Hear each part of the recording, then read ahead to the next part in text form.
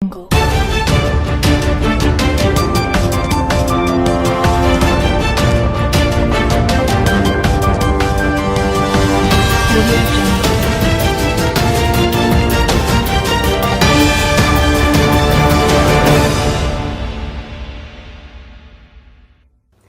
To TJ9 news. Kakinada రూరల్లో ఎటువంటి అభివృద్ధి జరగలేదు. మా తెలుగు జనతా పార్టీ వస్తే మేము అభివృద్ధి చేసి చూపిస్తాం.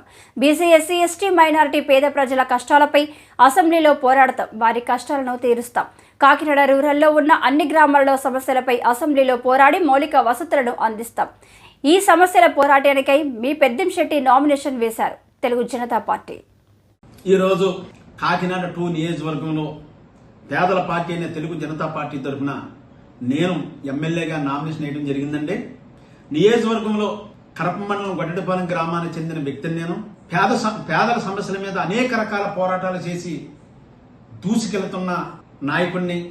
దయచేసి నియోజకవర్గంలో ఉన్న ఎస్సీ, ఎస్టీ, బీసీ, మైనార్టీ, ఓసీలో ఉన్న పేద ప్రజలందరూ కూడా నన్ను ఆదరించి రాష్ట్రంలో ఉన్న పేద ప్రజల సమస్యల మీద అసెంబ్లీలో పోరాటం చేయాలంటే నాలాంటి గలమున్న వ్యక్తిని, సబ్జెక్ట్ ఉన్న వ్యక్తిని ఎన్నుకోవాలని ఈరోజు మీడియా ద్వారా తెలియజేస్తున్నానండి.